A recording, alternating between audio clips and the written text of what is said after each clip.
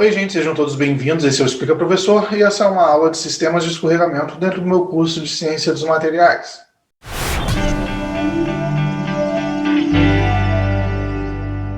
Bom, meu nome é Júlio Altoé e antes de mais nada, eu gostaria de pedir para você que já acompanha ou você que está conhecendo agora esse canal e está gostando, que deixe seu like e se inscreva no canal, porque isso não custa nada para você e ajuda bastante a gente a continuar crescendo e produzindo essas aulas. Essa aula de hoje é a continuação da última aula, que a gente começou a ver a questão das discordâncias. Eu recomendo que você assista todas de uma vez, ou assista um pouquinho cada dia, mas é importante você assistir a anterior para você ir montando melhor o conhecimento dentro dessa área. Bom, a gente já tinha visto na aula anterior que para a deformação plástica eu tenho que movimentar as minhas discordâncias. E as discordâncias, a linha de discordância, ela se move no que a gente chama de plano de escorregamento. Esse processo de movimento e de deformação plástica, ela ocorre exatamente pelo escorregamento do meu material, pelo plano de escorregamento. Esse plano de escorregamento, ele é exatamente a direção específica o qual a minha discordância ela vai se movimentar, porque ela vai se preferir a se movimentar naquele plano específico. O que é um plano de escorregamento quando eu estou olhando aqui o meu metal? O meu plano de escorregamento, por exemplo, aqui para o meu material CFC, é esse plano aqui que a gente está vendo, que é o meu plano 1, 1, 1. Dentro do meu plano de escorregamento, eu ainda tenho a minha direção de escorregamento, ou seja, dentro desse plano aqui, ó, as minhas discordâncias elas vão ter uma preferência de se deslocar pelas direções de escorregamento. A direção de escorregamento são essas aqui, no caso, para a minha estrutura CFC, a minha direção de escorregamento aqui vai ser quem? Vai ser menos 1, 1 e 0. Aqui vai ter uma outra direção de escorregamento. Essa direção de escorregamento aqui, o meu x, né, eu estou vendo que é 0, essa minha direção de escorregamento aqui vai ser 0, y vai ser 1, z vai ser menos 1. Essa aqui vai ser a minha família, né, do 0, 1, menos 1. Isso aqui eu estou chamando de família de direção de escorregamento. E quando eu junto, aqui eu estou representando bem a minha direção de escorregamento. Ó. E quando eu junto o meu plano de escorregamento e a minha direção de escorregamento, eu tenho o que eu chamo de sistema de escorregamento. Para uma estrutura cristalina específica, o meu plano de deslizamento, ele vai ser o plano que eu tenho a maior densidade planar. O que é a maior densidade planar? Lembra que a gente fez uma aula que a gente calculava a densidade linear, densidade planar. A densidade planar é a maior quantidade de átomos que eu tenho por unidade de distância ali dentro da minha célula unitária. Então, o plano, o qual no meu material eu obtiver a minha maior densidade planar, vai ser o plano de escorregamento preferido aqui das minhas discordâncias. E da mesma forma, a minha direção de escorregamento vai ser a mesma. Olha aqui, essa direção que eu estava citando aqui, ela é exatamente essa direção onde eu tenho a maior densidade. Daqui até aqui, eu só estou encontrando átomos. Se eu pegar e fizer esse movimento daqui até aqui, por exemplo, ele não vai estar cortando o mesmo número de átomos. Eu vou ter uma outra densidade linear, que é bem menor do que aquela, logo, ele não vai ser a direção preferida da minha discordância para ela se movimentar. Bom, a minha discordância ela vai se movimentar no meu plano que requer o mínimo de energia. Por um acaso, esses planos são os planos com a maior densidade planar. Os planos que eu chamo de plano supercompacto. Alguns fatores eles são importantes para eu determinar quais são os sistemas de deslizamentos mais prováveis que estarão ativos. Como assim mais prováveis que estarão ativos? Porque aqui nessa tabelinha, por exemplo, a gente está pegando para alguns metais, para algum vídeo, algumas estruturas, esse aqui, por exemplo, é um metal CFC, eu tenho aqui qual que é a minha família de plano preferencial. E eu tenho aqui a minha família de direção preferencial. Juntando esses dois, eu vou criar o meu número de sistemas de deslizamentos, que a gente já havia comentado. O metal CFC, por exemplo, ele tem 12 sistemas de deslizamento. E um metal CCC, ele pode ter até 24 sistemas de deslizamento. Mas não necessariamente esses sistemas eles estão ativos. Alguns fatores, como temperatura, por exemplo, ele pode ativar ou não esses sistemas. E por que esses sistemas são importantes para a deformação geral de um material? Porque quanto mais sistemas de deformação eu tenho no meu metal, mais facilidade ele vai ter para deformar, porque pensa que a discordância ela precisa de um caminho para se movimentar. Quando ela se movimenta, significa que ela está deformando. Num material que eu tenho 24 sistemas de deslizamento, significa que eu tenho 24 caminhos para ela andar até um ponto específico. Num metal que eu tenho 6 sistemas de deslizamento, ela tem 6 caminhos para ela andar até esse sistema específico. Essa discordância que tem 24 caminhos, ela vai ter muito mais facilidade de se deformar, de caminhar, do que a discordância que está encontrando só 6 caminhos. Então, se eu sei que o meu material ele tem mais sistemas de deslizamentos ativos, significa que ele vai ter uma ductilidade maior, ele vai conseguir se deformar plasticamente mais fácil.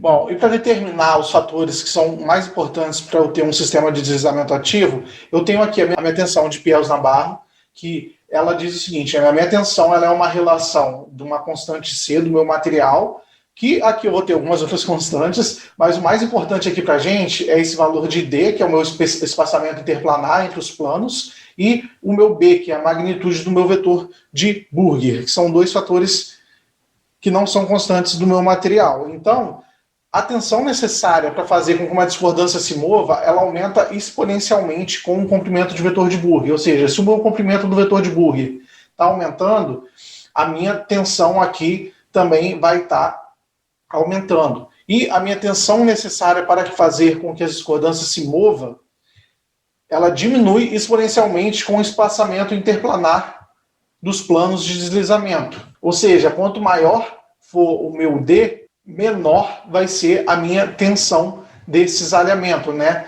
E o que é, só para fazer a nossa definição aqui do Piels-Nabarro, né? Durante o escorregamento, uma discordância ela se move de uma região do cristal para outra idêntica. Se você pensar aqui, né, se eu estou tendo um cisalhamento desses dois cristais, eles vão se movimentar para a direita aqui, porém eles vão parar, no final das contas, é como se tivesse subido um morrinho e pararam no mesmo lugar, na mesma posição. A posição, de certa forma, deles é idêntica. E a tensão de Piels-Nabarro é exatamente a tensão para mover a discordância de um local de equilíbrio para o outro. Ainda, para a gente entender agora como que a gente consegue determinar algumas questões da minha tensão de Piels-Nabarro, a gente tem que entender como que funciona os meus vetores de Burger e o movimento das minhas discordâncias, né? Pensando aqui, para uma discordância de aresta, a gente já viu um pouco isso, mas é sempre bom reforçar, principalmente agora que a gente está falando de valores numéricos do meu vetor de Burger. A tensão de cisalhamento ela deve agir paralelamente ao vetor de Burger, ou seja, a minha tensão de cisalhamento ela vai ter que ser paralela sempre ao meu vetor de Burger e perpendicular à minha linha de discordância para que ela se mova, e perpendicular à minha linha de discordância. Olha aqui eu tenho exatamente aqui a minha discordância em aresta, aqui eu estou aplicando a minha tensão. Aqui, em relação à minha linha de discordância, a minha tensão está perpendicular, já que essa é a minha linha de discordância. Porém, ela é ainda perpendicular ao meu vetor de Burger, uma vez que esse aqui é o meu vetor de Burger. Bom, e como que funciona aqui para um caso da minha discordância em espiral, né? Na minha discordância em espiral, a minha tensão de cisalhamento ela é paralela ao vetor de Burger, ou seja, a minha tensão de cisalhamento ela é paralela ao vetor de Burger. Então, o meu vetor de Burger é nesse sentido aqui, ó, paralelo à minha tensão de cisalhamento. Eu tenho um vetor de Burger aqui. E a minha linha de discordância, ela também é paralela ao meu vetor de Burger. Essa aqui é a minha linha de discordância. Porém, o movimento da minha linha de discordância ele não é paralelo. A minha linha de discordância se move para cá, ó. Ela se move para a esquerda, à medida que eu vou aplicando essa tensão. Então, ó, a minha tensão de cisalhamento ela é paralelo a B, e o meu B, o meu vetor de Burger, ele também é paralelo à minha linha de discordância. Isso aqui por causa de hélice, para a minha discordância em hélice. E como eles são paralelos, como o meu vetor de Burger de uma discordância espiral ela é paralela à minha linha de discordância, se eu determinei quem é a minha direção do meu vetor de Burger e também determinei quem é a minha linha de discordância, eu não consigo definir um plano de escorregamento. Lembra que a gente estava falando de plano de escorregamento? É como se fosse álgebra linear. Com duas linhas paralelas, você não consegue determinar qual que é aquele plano. Porém, aqui por causa da minha discordância em aresta, que o meu vetor de Burger ele é aqui e a minha linha é aqui, se eu faço uma multiplicação aqui vetorial, eu consigo determinar, né, se eu estou pegando dois vetores que têm uma angulação entre eles, eu consigo determinar quem que é o meu plano de escorregamento daquele material. E a direção de um vetor de Burger, ele corresponde exatamente à minha direção de escorregamento de uma discordância. Ao passo que a magnitude dele é igual à distância de carregamento de uma unidade, né? Tanto que a magnitude de B ele depende da estrutura cristalina que eu estou falando, né? Porque cada material ele tem um parâmetro de rede diferente, E ele é especificado exatamente pelo tamanho do meu parâmetro de rede A da minha célula unitária. Aqui eu estou definindo quem que é, por exemplo, um vetor de Burrier para a minha estrutura CFC, né? O meu vetor de Burrier para a estrutura CFC, esse aqui já é no meu plano, na minha direção super compacta que eu estou colocando aqui, ele vai ser o meu parâmetro de rede e a família aqui, qual vai ser a direção que eu estou trabalhando. E enquanto isso para o CCC vai ser um A sobre 2 e 1, 1, 1, né? Que é a minha direção super compacta para a minha estrutura CCC. E para a minha estrutura HC, essa aqui que vai ser a minha direção super compacta, e para essa direção aqui, eu vou ter um fator de A sobre 3. Esses aqui são os fatores, né, dos meus vetores de Burrier para cada um tipo de estrutura cristalina mais comum que eu utilizo. Bom, vamos lá, gente. Nosso primeiro problema exemplo, ele pede o seguinte, né? Calcule o módulo de vetor de Burrier do cobre. Eu sei que o meu cobre, ele é CFC.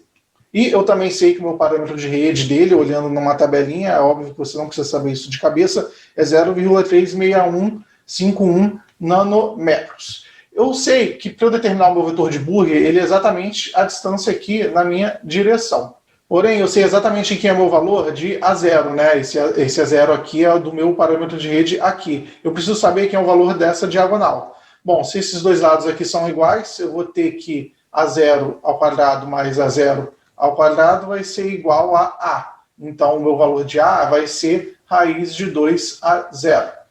Então, beleza. Quem é o meu A0? O meu A0 é 0,36151. Então, na minha face diagonal, que é o que eu quero saber, eu vou ter um valor de raiz de 2 vezes A0. Que multiplicando aqui pelo meu valor de nanômetro, eu descobri que o meu A vai ser 0,51125 nanômetros. Esse aqui é o meu valor de A.